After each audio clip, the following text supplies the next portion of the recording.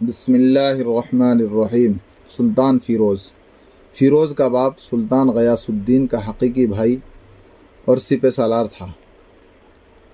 ابھی فیروز کی عمر پورے 7 برس کی بھی نہ ہونے پائی تھی کہ یتیم ہو گیا، مگر چچا نے اس کے سر پر دست شفقت رکھا اور باپ سے زیادہ اس کی تعلیم و تربیت میں سعی فرمائی۔ آداب سلطنت اور آئین حکومت کے اسرار سے اس کو ماہر کیا۔ جب 18 برس کا سن ہوا تو شفیق چچا نے بھی رحلت کی۔ اب چچا زاد بھائی محمد تغلق بادشاہ ہوا۔ اس نے بھی اس نوجوان بھائی کے حال پر ہمیشہ نظر عنایت رکھی، یہاں تک کہ دم آخر وصیت کی کہ میرے بعد تاج و تخت کا وارث میرا عزیز اور لائق بھائی فیروز ہے۔ دوسرے دن تمام امراء، علماء، صلحاء اس کی خدمت میں حاضر ہوئے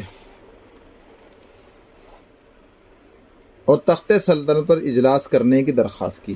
ملک فیروز نے جواب دیا کہ صاحبو، اول تو اس بارے گراں کے اٹھانے کی مجھ میں قابلیت نہیں، دوسرے میرا قصد ہے حج بیت اللہ کا، بس مجھ کو معاف رکھیے۔ مگر جب لوگوں کا اصرار حد سے زیادہ پایا تو اٹھ کر وضو کیا اور نہایت عز و نیاز کے ساتھ دعا مانگی کہ خدایا، تیری اعانت کے بغیر کوئی کام سر انجام نہیں پا سکتا۔ میں اس بار عظیم کو محض تیرے حفظ و حمایت کے بھروسے پر اٹھاتا ہوں، تو ہی میری مدد کر۔ یہ کہہ کر تاج شاہی پہنا مگر ماتمی لباس نہ اتارا۔ مقربان خاص نے تبدیل لباس کے لیے التماس کیا تو فرمایا کہ اس شخص کے ماتم کا لباس ہے جو میرا باپ، استاد، مربی اور آقا تھا۔ ممکن نہیں کہ جاہو سلطنت کی مسرت اس کی جدائی کے غم کو بھلا دے۔ وہ بڑا رعایا پرور، نیک منش اور رحم دل بادشاہ تھا۔ پہلا کام اس نے یہ کیا کہ تغلق کے زمانے کا زر تقاوی جو رعایا کے ذمے واجب الادا تھا، یک لخت معاف کر دیا۔ ایک بار اس نے ملک سندھ پر فوج کشی کی تھی۔ سندھیوں نے شاہی فوج کی تباہی کا یہ سامان کیا کہ فصل ربیع کی زراعت جو تیار تھی خود برباد کر دی۔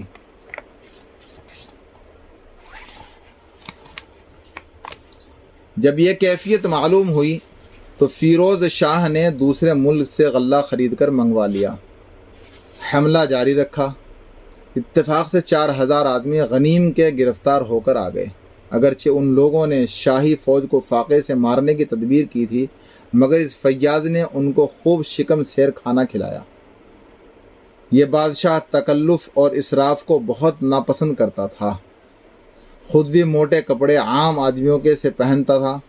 چاندی سونے کے ظروف اور جواہرات کے استعمال کی بھی معاونت کر دی تھی۔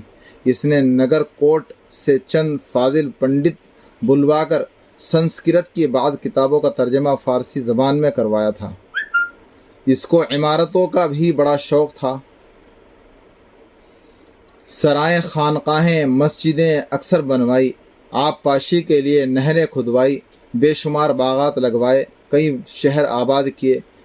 چنانچہ جونپور اسی کا آباد کیا ہوا ہے۔